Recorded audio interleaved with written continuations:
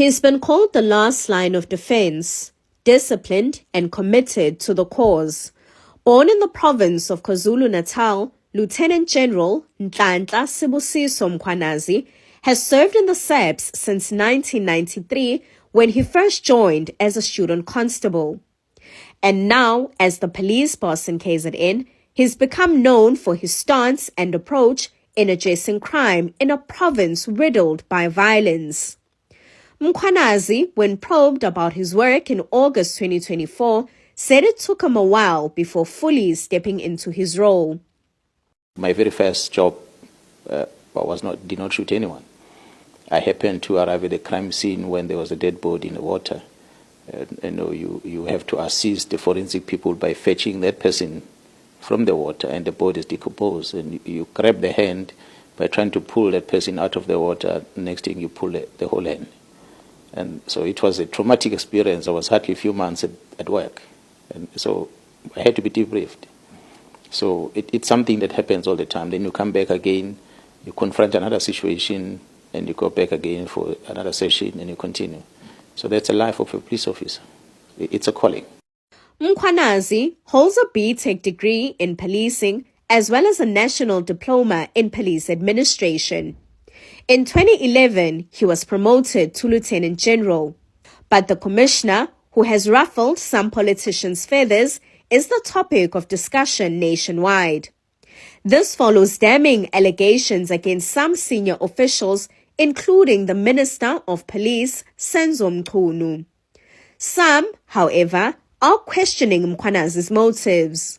There's a perception among a lot of people that he's doing good work because he shoots gangsters dead, and we don't know if those gangsters are in the police camp or in the other camp. But I mean, I know that in terms of the way the system works, you can't get through to some of the police stations, the emails don't work. I mean, I send stuff on crime to him, I never ever get a response. So I think, there's a lot of popular support because he's been on a public relations drive for himself for the last few months, and which is disapproved of by many police who say that's what we've got media people for. Following his press briefing, some have called for an inquiry into Mkhwanazi's conduct. Mkhwanazi has acted unlawfully. He's put in the public domain details of criminal investigations which are still ongoing, and that's unheard of. What the police should never ever do is publish the blow-by-blow details of criminal investigations that are still ongoing, because by doing so, they're undermining the criminal justice system. He undermines the judiciary, he undermines the National Prosecuting Authority, and in effect, he gives an opportunity to criminal underworld to get off on crimes that they may or may not have committed before the trial has even begun. The recent allegations against Police Minister Senzo Mchunu and high-ranking officials have thrust Mkhwanazi into the spotlight. National Police Commissioner General Fani Masemula has confirmed Mkhwanazi is receiving death threats. But Mkhwanazi, during his press briefing that had the nation talking, said he would die for the badge.